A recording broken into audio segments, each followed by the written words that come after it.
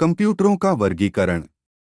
Computer का वर्गीकरण data processing क्षमता के आधार पर कर सकते हैं।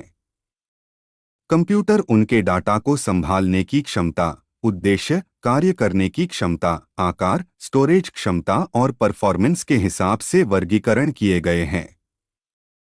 ऑपरेटिंग सिद्धांतों के आधार पर और डाटा को संभालने की क्षमता के आधार पर कंप्यूटरों का वर्गीकरण 3 भागों में किया गया है: एनालॉग कंप्यूटर, डिजिटल कंप्यूटर और हाइब्रिड कंप्यूटर। तो आइए इन तीनों को विस्तार से जानते हैं। Digital computer. Digital computers informations के डिजिटल फॉर्म में कार्य करते हैं। डिजिटल कंप्यूटर ज्यादा तेज गति से और शुद्धता से ऑपरेट करते हैं। ये कंप्यूटर गिनती से काम ऑपरेट करते हैं। डिजिटल कंप्यूटर का उपयोग सामान्य प्रयोजन अनुप्रयोगों और डाटा की विशाल मात्रा को प्रोसेस करने के लिए करते हैं। Hybrid computer. Hybrid computer analog और डिजिटल कंप्यूटर दोनों ही कंप्यूटरों के फीचर को दिखाता प्रदर्शित है। हाइब्रिड कंप्यूटर सिस्टम सेटअप एक लागत प्रभावी जटिल सिमुलेशन को प्रदर्शित करने का तरीका प्रदान करता है। हाइब्रिड कंप्यूटर एक कंट्रोलर के समान काम करते हैं और लॉजिकल ऑपरेशन प्रदान करते हैं। स्टोरेज क्षमता, आकार और प्रदर्शन के आधार पर कंप्यूटरों का वर्गीकरण। कंप्यूटर एक बड़े कमरे, मोबाइल के माइक्रो कंट्रोलर, लैपटॉप और एम्बेडेड सिस्टम के आकार के हो सकते हैं। इस तरह के 4 कंप्यूटर्स हैं: super computer, mainframe computer, mini computer और micro computer. Super computer. Super computers data के स्टोरेज क्षमता, प्रदर्शन और डेटा के प्रोसेस के मामले में सबसे शक्तिशाली होते हैं। पहला सुपर कंप्यूटर 1964 में बनाया गया था, जिसका नाम CDC 6600 था। सुपर कंप्यूटर बहुत ही खास कंप्यूटर होते हैं।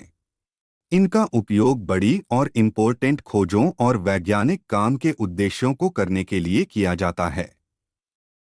उदाहरण के तौर पर इनका उपयोग अंतरिक्ष यान को लॉन्च करने और उनको नियंत्रित करने के लिए और अंतरिक्ष में खोज करने के लिए किया जाता है। सुपर कंप्यूटर को कार्य करने के लिए ज्यादा जगह की जरूरत पड़ती है और ये कंप्यूटर बहुत महंगे होते हैं। सुपर कंप्यूटर के कार्य।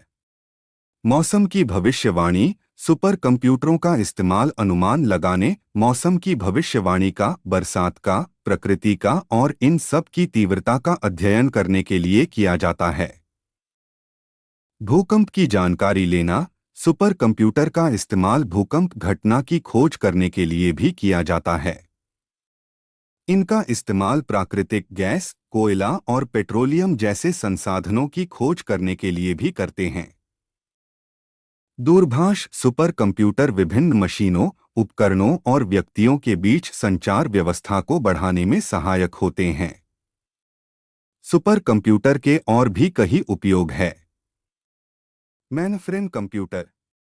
मेनफ्रेम कंप्यूटर भी बहुत महंगे होते हैं और इनका उपयोग सरकारी संगठनों में और बड़ी व्यावसायिक कंपनियों द्वारा व्यापार के संचालन के लिए किया जाता है।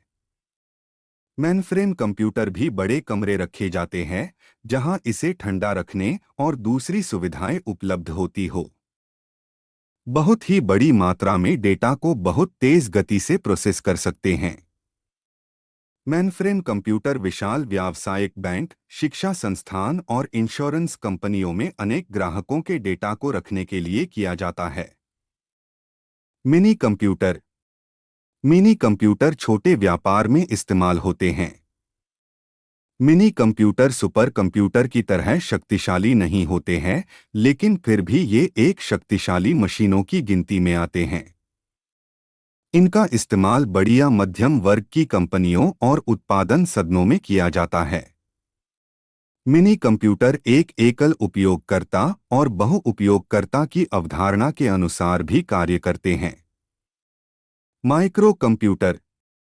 माइक्रो कंप्यूटर यानी जिस भी डिवाइस में आप ये आर्टिकल पढ़ रहे हैं वो माइक्रो कंप्यूटर का एक प्रकार है, जैसे कि desktop computer, laptop, PDAs, tablets और स्मार्टफोन आदि।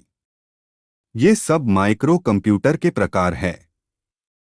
इन कंप्यूटरों का इस्तेमाल बहुत ज़्यादा किया जाता है और ये बहुत तेज़ गति से इस्तेमाल किए जाने वाले कंप्यूटर है। ये कंप्यूटर सभी कंप्यूटरों से सस्ते होते हैं। ये एक सामान्य प्रकार के कार्य को करने के लिए इस्तेमाल किए जाते हैं, जैसे शिक्षा, संचार, मनोरंजन और दूसरे उद्देश्य पूरा करने के लिए।